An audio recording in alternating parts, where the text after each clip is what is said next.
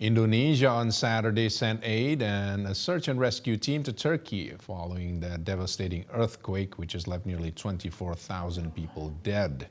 An urban search and rescue team made up of 62 personnel from the National Search and Rescue Agency and the National Disaster Mitigation Agency flew out from Indonesia's Halim Perdana Kusuma Air Base Saturday morning, along with 5 tons of aid.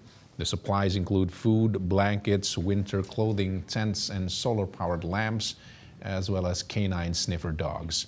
The Indonesian embassy in Ankara announced Wednesday that it had evacuated 120 Indonesians, along with 2 Malaysians and a Myanmar national from the 5 hardest-hit regions in Turkey. The embassy also reported that 2 Indonesian nationals died in the disaster.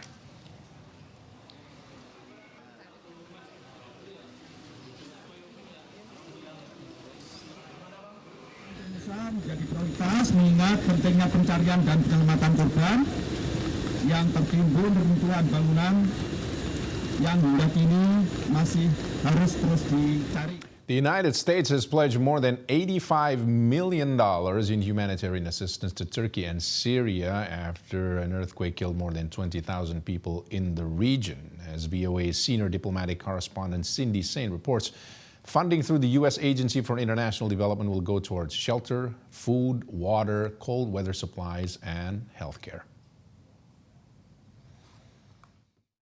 This VOA drone footage captures the scale and magnitude of the destruction of Monday's earthquake in Turkey and Syria.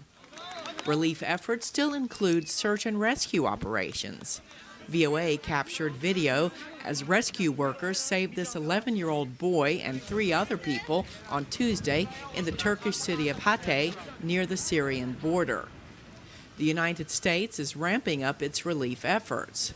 The U.S. Agency for International Development pledged more than $85 million in assistance after Secretary of State Antony Blinken spoke with his Turkish counterpart to ascertain their needs. I will leave it to the foreign minister and to our Turkish allies to speak to their needs, but the foreign minister did offer to Secretary Blinken some specifics. We will do everything we possibly can to fulfill the needs that the Turks have put forward.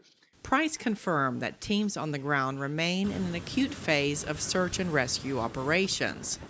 The U.S. has dispatched 2 highly trained urban search and rescue teams, as John Kirby, National Security Council Coordinator for Strategic Communications, explained Friday at the White House.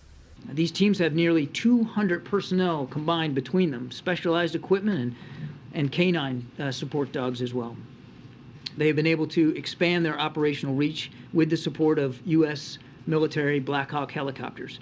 Kirby confirmed that the Pentagon is moving an aircraft carrier already deployed in the Mediterranean Sea closer to Turkey to respond as Ankara sees fit. We're working in lockstep with our Turkish counterparts here to make sure that what we're providing is what they need at the scale and the speed that they need, and not trying to overwhelm their system with unneeded material or unneeded capabilities.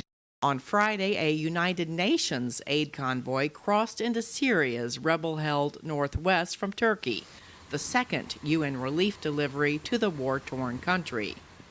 The United States has called on the Syrian government to allow humanitarians access to all survivors and is pushing for more safe passages for UN humanitarian aid across the Turkish border into Syria.